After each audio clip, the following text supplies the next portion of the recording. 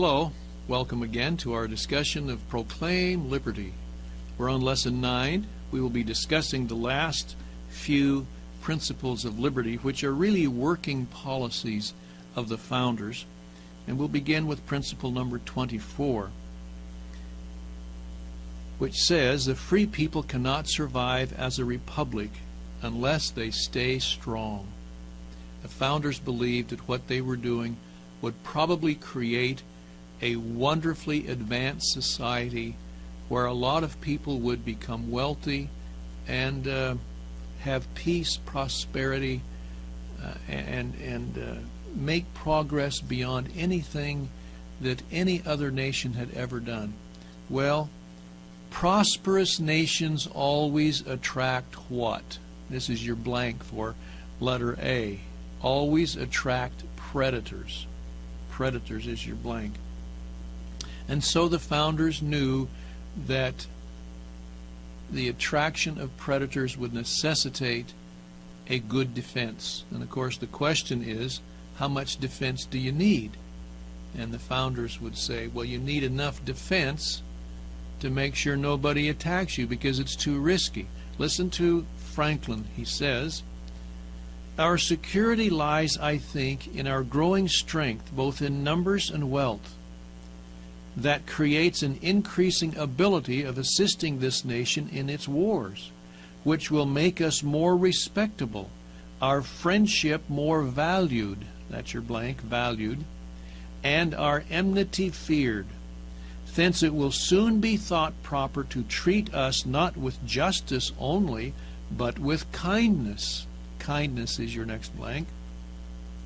And thence we may expect in a few years a total change of measures with regard to us, unless, by a neglect of our military discipline, we should lose all martial spirit, and our western people become as tame as those in the eastern dominions of Britain, when we may expect the same oppressions, for there is much truth in the Italian saying, make yourselves sheep, and the wolves will eat you.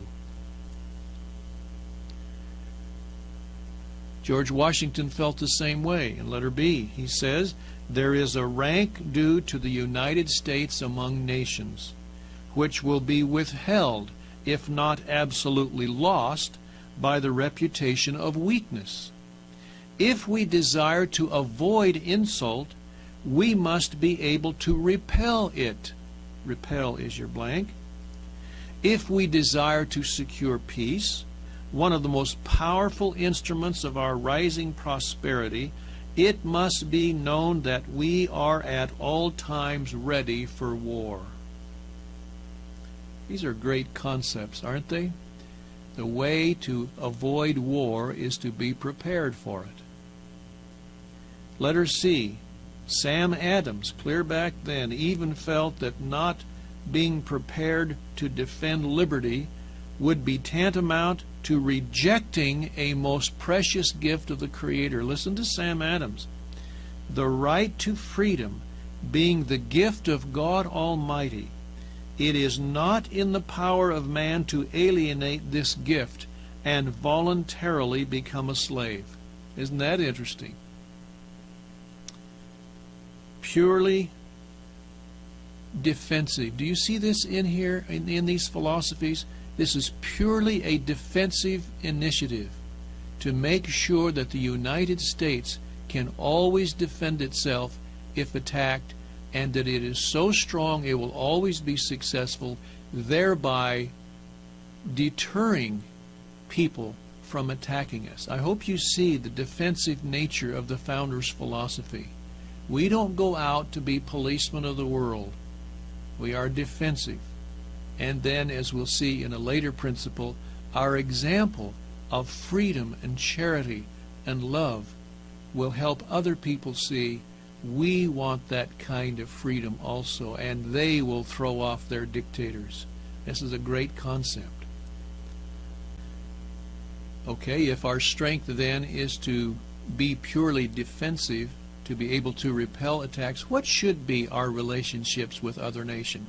And this takes us to principle number 25. which is actually a quote from Thomas Jefferson, where he says, "Peace, commerce, and honest friendship with all nations, entangling alliances with none." I want to read to you George Washington's warnings in his farewell address. Here is a man who had had a lot of experiences, as you know, but 8 years as President of the United States, and had noticed some philosophies beginning to crop into the founders' formula for freedom. And this is one of them. What should we do in relationship to other nations? So he says, "So likewise a passionate attachment of one nation for another produces a variety of evils. Sympathy for the favorite nation, facilitating the illusion of an imaginary common interest." Interest is your blank.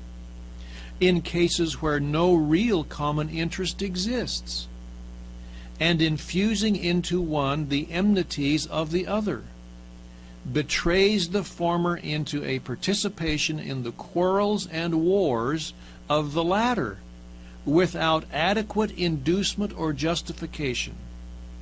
It leads also to concessions to the favorite nation of privileges denied to others, which is apt doubtly to injure the nation making the concessions, by unnecessarily parting with what ought to have been retained, and by exciting jealousy," that's your blank, jealousy, "ill will, and disposition to retaliate in the parties from whom equal privileges are withheld." What incredible doctrine. You know, when I teach this material to our seniors in high school, I want them to make these a part of their being, these principles. And so I do this on a number of occasions, but in this 25th principle, I like to ask my seniors, when we introduce this concept, and after I've read this much to them, ask them this question: do any of you have entangling alliances?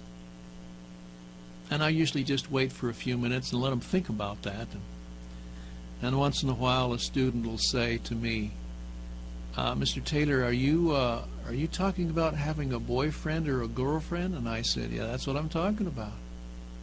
And I want you to think, at your age, we're talking 17, sometimes 18-year-olds, when you attach yourself to someone else, what does that do? And after we've read George Washington here, what does that do? All of a sudden, that person's problems become your problems, when they may not have been your problems before. Have you noticed that? The people that person likes, all of a sudden, you like them. And the people that person doesn't particularly like, you don't like them either. Do you see the problems here? This can be so drilled into these young people, entangling alliances. And after I give these lessons, sometimes young people throughout the school are talking about entangling alliances. Anyway, yeah, as far as I'm concerned, it's the same concept. And I tell these young people, the time will come when you will choose someone for permanent marriage. But in the meantime, be friends with everybody. Be friends with everybody. And usually people who are that way in high school, there's just something about them. They're friends with everyone. And things seem to work out better for them.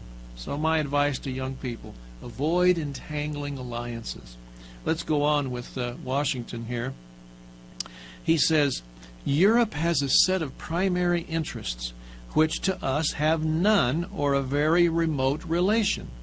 Hence, she must be engaged in frequent controversies, the causes of which are essentially foreign to our concerns.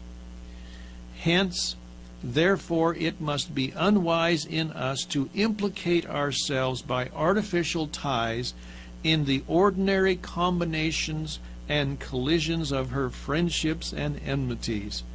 Why, by interweaving our destiny is your blank, with that of any part of Europe, entangle our peace and prosperity in the toils of European ambition, rivalship, interests, humor, or caprice. You see what he's saying there? Europe has a set of problems we will not be able to solve, so don't entangle yourselves in the problems of Europe. Have we not seen his incredible wisdom come to pass? We think we might be able to solve problems over in Europe or Asia, and you can see where that's led us. Letter B. It was Jefferson who laid out the ideas for what became our nation's foreign policy for about 125 years. This is known as the Monroe Doctrine, where he said, our first and fundamental maxim should be never to entangle ourselves in the broils of Europe. Our second, never to suffer Europe to intermeddle with cisatlantic or Western Hemispheric affairs. America, North and South, has a set of interests distinct from those of Europe, and particularly her own. She would therefore have a system of her own, separate and apart from that of Europe. While the last, Europe, is laboring to become the domicile of despotism, our endeavor should surely be to make our hemisphere that of freedom. And of course, you know, all that changed in the early 1900s when we began to reject the Monroe Doctrine in place of internationalism. Now we come to the 26th principle. This again is a working policy of the founders. The 26th principle says the core unit which determines the strength of any society is the family.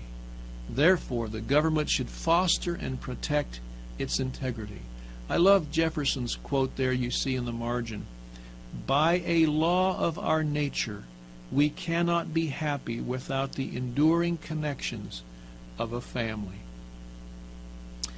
When de Tocqueville came over, we mentioned him earlier, and one of the things that he observed was American families compared to European families. Let's read his remarks on page 56 next to the picture at the top. He says, there is certainly no country in the world where the tie of marriage is more respected than in America, or where conjugal happiness is more highly or worthily appreciated. In Europe, almost all the disturbances of society rise from the irregularities of domestic life. Do you see what he's saying there? The problems in society come because there's problems in the home. To despise the natural bonds and legitimate pleasure of home is to contract a taste for excesses, a restlessness of heart, and fluctuating desires. Agitated by the tumultuous passions that frequently disturb his dwelling, the European is galled by the obedience which the legislative powers of the state exact. But when the American retires from the turmoil of public life to the bosom of his family, he finds in it the image of order and of peace. There his pleasures are simple and natural, his joys are innocent and calm. And as he finds that an orderly life is the surest path to happiness, he accustoms himself easily to moderate his opinions as well as his tastes.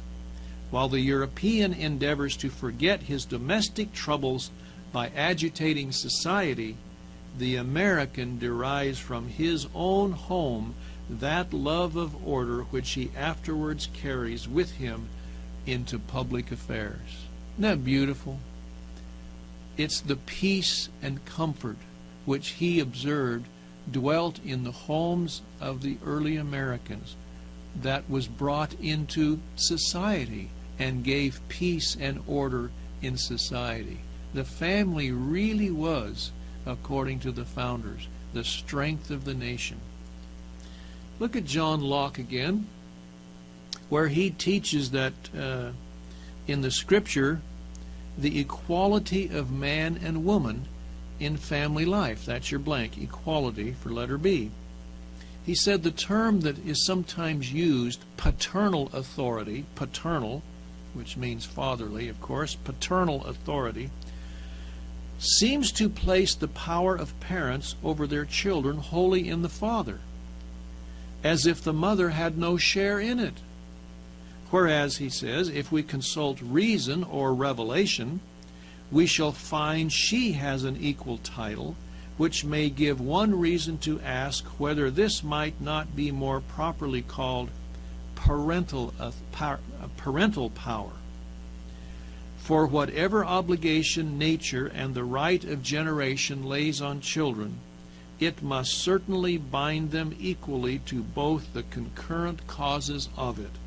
And accordingly, he says, we see the positive law of God everywhere joins them together, without distinction, when it commands the obedience of children. Honor thy father and thy mother. Whosoever curseth his father or his mother. Ye shall fear every man his mother and his father. Children, obey your parents, he says, is the style of both the Old and the New Testaments. What a great testimony of family life and parental authority, both husband and wife, in teaching their children. Under letter C, Benjamin Franklin had a young friend who was thinking about taking a mistress in getting married. So Franklin wrote a letter encouraging him not to do this, that marriage is the better alternative.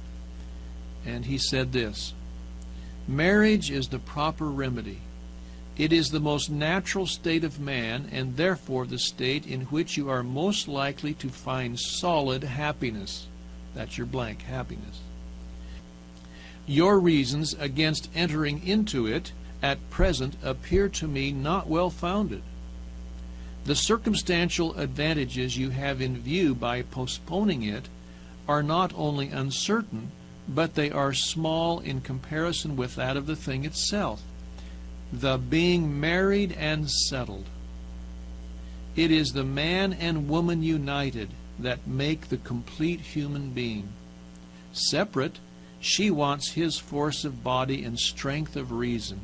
He, her softness, sensibility, and acute discernment. Together they are more likely to succeed in the world. A single man is not nearly the value he would have in that state of union. He is an incomplete animal. He resembles the odd half of a pair of scissors. If you get a prudent, healthy wife, your industry in your profession, with her good economy, will be a fortune sufficient. Benjamin Franklin.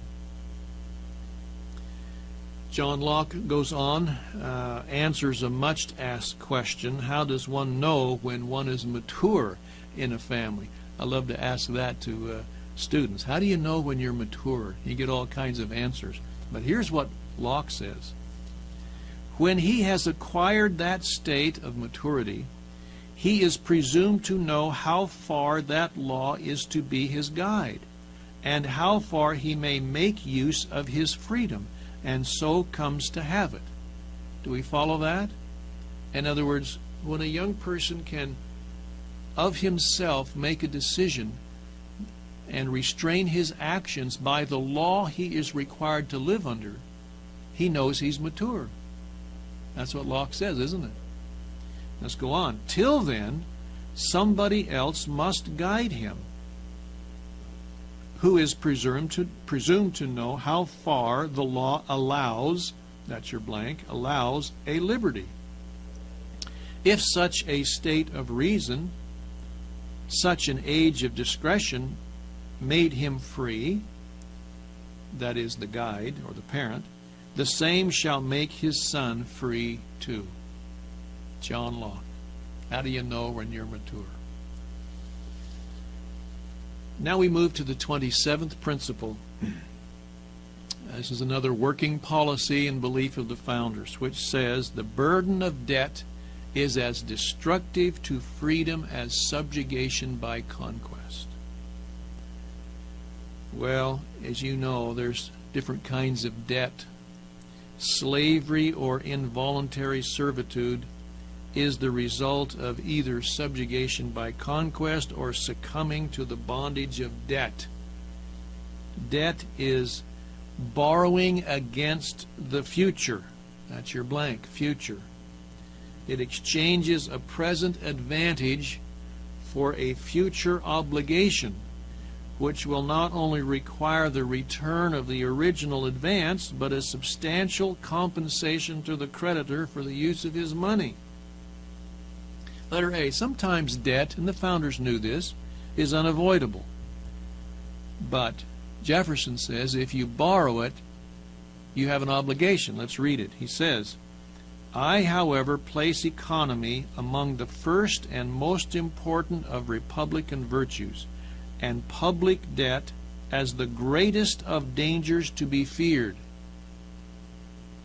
In other words, you may have to have it, but there are some very specific things you should believe about public debt.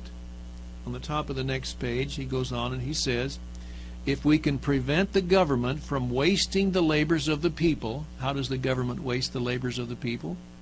By taxing them, by overtaxing them, higher taxes, taking from them their labors, under the pretense of caring for them.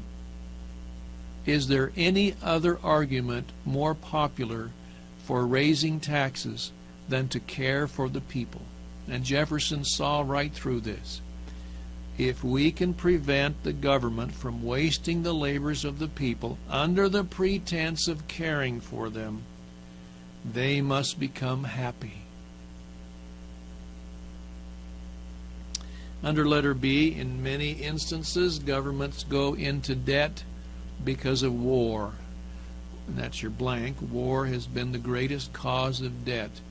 And I'm sure you'll agree it's probably the number one reason why people will let themselves go into debt, because we have to win this war.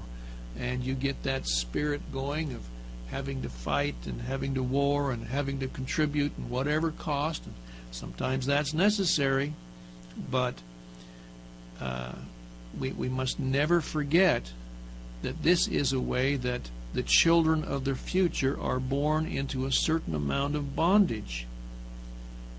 And to this extent, the projection of debts from one generation to another really violates the spirit of the Constitution, which is meant to keep people free, and represents a real attack on basic constitutional principles. Letter C. Government debt is even more reprehensible when one generation in the time of peace indulges in deficit spending. In other words, they don't even wait for a war, they do it in peacetime, which of course we have seen. Deficit spending is nothing more nor less than splurging, that's your blank, splurging, at the expense of the next generation. This is a very popular thing, mostly done for re-election purposes. I want you to look at Jefferson's quote here now, under letter C. He says, we shall all consider ourselves unauthorized to saddle posterity with our debts, and morally bound to pay them ourselves, and consequently within what may be deemed the period of a generation or life expectancy of a majority. What's he saying here? First of all, he's saying it's immoral to pass debts on to the next generation. Okay? But if you have to get into debt, you have an emergency, for whatever reason, you have to get into debt, what is his formula for getting out? He says the people that get you into debt must, before they leave the scene, before their generation moves on and passes it to the next generation, must provide a way to get that debt paid off. Isn't that what he's saying there? And what may be deemed the period of a generation or life expectancy of the majority. He says it is immoral to transfer that debt to the next generation. They didn't ask for it. They didn't agree to tax themselves to pay it. Morally bound to pay it ourselves. We got a big problem with that today, don't we? Well, now we come to the last of the 28 principles, which really describes the hope and the desires of the founders of what America would be in relation to all the world. And it says this: the United States has a manifest destiny to be an example and a blessing to the entire human race. If America could follow these principles, America would be such an incredible example to the world that the whole world will take notice and want the freedom we have and the prosperity that we have and the peace that these principles bring. John Fiske, a noted historian, summarizes the founders' belief about the future of America under letter A. He said, "They believed that they were doing a wonderful thing. They felt themselves to be instruments in accomplishing a kind of manifest destiny." That's your blank, destiny. Their exodus from Europe was that of a chosen people who were at length to lay the everlasting foundations of God's kingdom upon earth. This steadfast faith in an unseen ruler and guide was to them a pillar of cloud by day and of fire by night. It was of great moral value. It gave them clearness of purpose and concentration of strength, and contributed towards making them, like the children of Israel, a people of indestructible vitality and aggressive energy. John Fiske. John Jay, one of the founders, first Chief Justice of the United States, said this under letter B: "This country and this people seem to have been made for each other, and it appears as if it was the design is your blank, of Providence, that an inheritance so proper and convenient for a band of brethren, united to each other by the strongest ties, should never be split into a number of unsocial, jealous, and alien sovereignties." What a great vision for the future of America. And I think you will agree with me that these principles the founders laid down would do marvelous if we would strengthen them in our own nation and be a beacon, be a light, be an example to the world, not a policeman, but be a light to the world. Amazing things could happen. So as we come to the conclusion of our discussion of these principles, I just want to remind us of several things. Letter A, these are ideas that many of them were suggested before.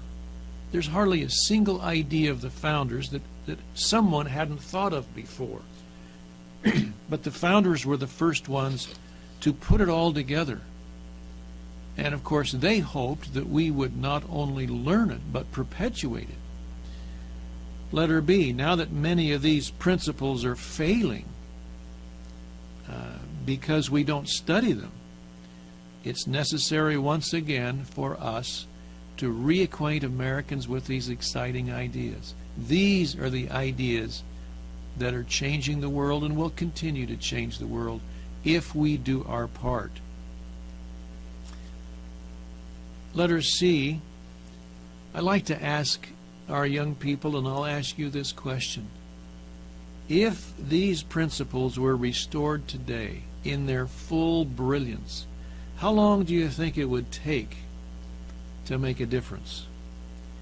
And in order to answer that question, I want to refer to a quote from George Washington, who only after 2 years, and that's your blank there in letter C, 2 years after he was inaugurated president, wrote this. He says, "The United States enjoy a scene of prosperity and tranquility under the new government that could hardly have been hoped for." And the next day he wrote, tranquility reigns among the people with that disposition towards the general government which is likely to preserve it. He says, our public credit stands on that high ground which 3 years ago it would have been considered as a species of madness to have foretold. What is he saying here? It didn't take very long. Once these principles were established and put into practice in our Constitution and adopted, it didn't take very long to solve these incredible problems that we were faced with before the Constitution was adopted. And there were some big problems. And Washington is saying that's what happened. It did change it. So I like to ask this question. Here we are, sitting here today, facing big challenges and big problems. If by some great means we were able to restore these principles, could we not with Washington be saying 3 years from today, remember back when we were faced with all those problems? But we worked hard and restored these principles, and look what happens. It's almost unbelievable. Well, we could be saying that with Washington. He said, our public credit stands on that high ground which 3 years ago it would have been considered as a species of madness to have foretold. In other words, if you think you can do it in 3 years, you might be considered a little crazy. Well, that's our challenge, isn't it? The founders knew that they were going on uncharted waters. I want to, on page 60, quote now, as we finish, James Madison, who said this: "Is it not the glory of the people of America that, whilst they have paid a decent regard to the opinions of former times and other nations, they have not suffered a blind veneration for antiquity, nor for custom, or for names to overrule the suggestions of their own good sense, the knowledge of their own situation, and the lessons of their own experience? To this manly spirit posterity will be indebted for the possession, and the world for the example of the numerous innovations displayed on the American theater in favor of private rights and public happiness." Those are your two blanks, private and public.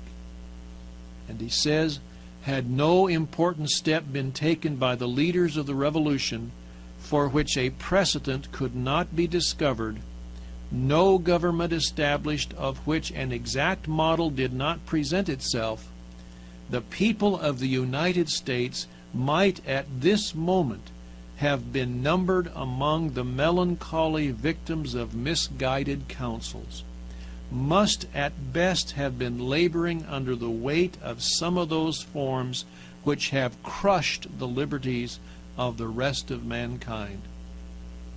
And then he concludes with his challenge to us, and I pass them on as our challenge to you, to me, to everyone. He says, happily for Americans, happily we trust for the whole human race, they, the founders, pursued a new and more noble course. They accomplished a revolution which has no parallel in the annals of human society. They reared the fabrics of government which has no model on the face of the globe. They formed the design of the great Confederacy, which it is incumbent on their successors, who's that? You and me, to improve and perpetuate. And that's your blank. Improve and perpetuate. Well, how can we improve them if we don't know them? How can we perpetuate them unless we're very conversant with them? And so, as we conclude and finish our discussion of the 28 Principles of Liberty, may I just remind us once again of my challenge to you. I hope by now you've memorized these so that they can become a part of you, so that they can become part of our thinking, so that when we see things happen in our local, state, and national governments, we can immediately know whether it's proper or whether it violates these sacred, wonderful principles of the founders. That's our challenge to you. That's what we at NCCS are doing, trying to popularize that which is good, and that's these principles. Hopefully, folks, you have felt the spirit of freedom as we have discussed these principles of liberty. Now, in our future lessons, we're going to be talking about what the founders went through, how they eventually came about to write the Declaration, what principles included in the Declaration of Independence, and then we will take up a phrase-by-phrase discussion of the Constitution. And once you know these principles, it's very easy to discuss these other documents, and you will see in them these principles in their brilliance in these documents. So we'll look forward to visiting with you in future lessons. Thank you very much.